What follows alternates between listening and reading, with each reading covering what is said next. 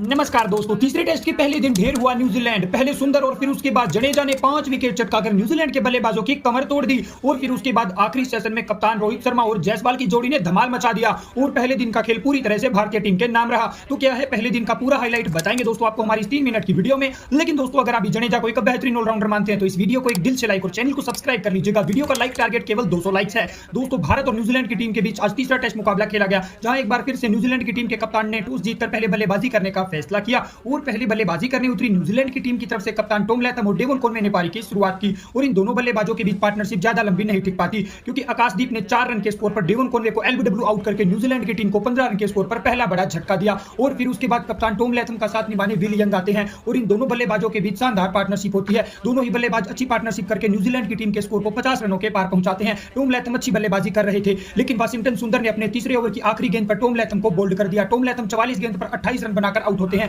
और न्यूजीलैंड की टीम को 59 रन के स्कोर पर दूसरा झटका लगता है। और फिर उसके बाद विलियम का साथ निभाने सचिन रविंद्र आते हैं। विलियम तो एक छोर पर अच्छी बल्लेबाजी कर रहे थे, लेकिन दूसरे छोर पर सचिन रविंद्र झटपटा रहे थे, जिस वजह से वो वाशिंगटन सुंदर की गेंद पर बोल्ड हो जाते हैं और केवल 12 गेंदों पर 5 रन बनाते हैं। और सचिन रविंद्र के रूप में न्यूजीलैंड को 72 रन के स्कोर पर तीसरा झटका लगता है। फिर उसके बाद विलियम और डेरिल मिचेल के बीच शानदार पार्टनरशिप होती है। ये दोनों बल्लेबाज लंच तक अच्छी बल्लेबाजी करते हैं और लंच तक न्यूजीलैंड की टीम 92 रन 3 विकेट के नुकसान पर बना लेती है। और लंच के बाद विलियम और डेरिल मिचेल फिर से तूफानी अंदाज में पारी की शुरुआत करते हैं। विलियम आते ही शानदार 2 छक्के लगाकर अपना पहले तो अपना अर्धशतक पूरा करते हैं और फिर उसके बाद डेरिल मिचेल भी धीरे धीरे स्कोर को आगे बढ़ा रहे थे। लेकिन फिर उसके बाद रविंद्र जडेजा अच्छी बल्लेबाजी कर रहे विलियम को 138 गेंदों पर 71 रन के स्कोर पर आउट कर देते हैं और न्यूजीलैंड की टीम को 159 रन के स्कोर पर चौथा झटका लगता है। फिर उसके बाद टॉम बंडेल आते हैं, लेकिन उसी ओवर में रविंद्र जडेजा उनको भी 0 रन के स्कोर पर आउट करके न्यूजीलैंड को 159 रन के स्कोर पर ही 5वां झटका देते हैं। फिर उसके बाद डेरिल मिचेल का साथ निभाने ग्लेन फिलिप्स आते हैं और इन दोनों बल्लेबाजों के बीच शानदार पार्टनरशिप होती है। डेरिल मिचेल एक छोर पर अच्छी बल्लेबाजी कर रहे थे और अपने अर्धशतक के बिल्कुल करीब आ पहुंचे थे। दूसरे छोर पर ग्लेन फिलिप्स भी अच्छी बल्लेबाजी कर रहे थे, लेकिन रविंद्र जडेजा ने 28 गेंदों पर 17 रन के स्कोर पर फिलिप्स को भी बोल्ड कर दिया और न्यूजीलैंड की टीम को 187 रन के स्कोर पर छठा झटका लगता है। और फिर उसके बाद सोडी आते हैं। सोडी और मिचेल के बीच छोटी सी पार्टनरशिप होती है, तभी टी ब्रेक हो जाता है और टी ब्रेक तक न्यूजीलैंड की टीम 192 रन 6 विकेट के नुकसान पर बना लेती है।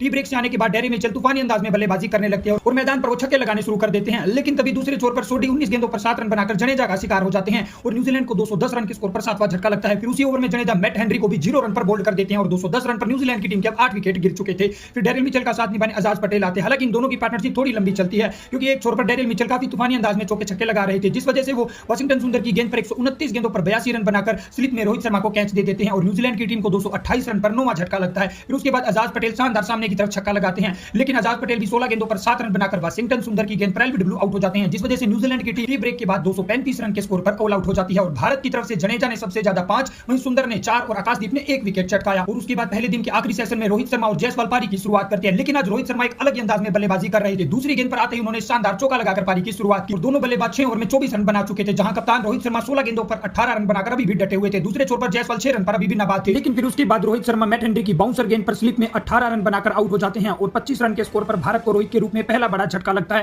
फिर उसके बाद जायसवाल का साथ निभाने शुभमन गिल आते हैं और इन दोनों बल्लेबाजों के बीच शानदार पार्टनरशिप होती है। शुभमन गिल आज अलग ही अंदाज में बल्लेबाजी कर रहे थे। पहले तो इन दोनों बल्लेबाजों ने भारत को 50 रनों के पार पहुंचाया, फिर उसके बाद दोनों ही बल्लेबाजों के बीच शानदार 50 रनों की पार्टनरशिप होती है। लेकिन तभी जायसवाल स्वीप शॉट लगाने के चक्कर में आजाद पटेल की गेंद पर 30 रन बनाकर आउट हो जाते हैं और भारत को 78 रन के स्कोर पर दूसरा बड़ा झटका लगता है। फिर नाइट वॉचमैन के रूप में मोहम्मद सिराज आते हैं, वो भी पहली गेंद पर एलबीडब्ल्यू आउट हो जाते हैं और भारत को 78 रन के स्कोर पर सिराज के रूप में तीसरा झटका लगता है। गिल का साथ निभाने मैदान पर विराट कोहली आते हैं, लेकिन आखिरी के 5 ओवर में गेम पूरी तरह से पलट जाता है। विराट कोहली भी आते ही चौका लगाने के बाद अपनी ही गोल पर 4 रन के स्कोर पर मैट हेनरी द्वारा रन आउट हो जाते हैं और भारत को 84 रन के स्कोर पर कोहली के रूप में चौथा बड़ा झटका लगता है। और फिर उसके बाद शुभमन गिल का साथ निभाने पंत आते हैं और भारतीय टीम बुरी तरह से आखिरी के 5 ओवर में फंस चुकी है। अब देखना होगा कल शुभमन गिल और पंत की जोड़ी भारतीय टीम को कितने स्कोर तक पहुंचा पाएगी। तो दोस्तों ऐसी ही क्रिकेट से जुड़ी सभी ताजा खबरों के लिए चैनल को सब्सक्राइब कर लीजिएगा।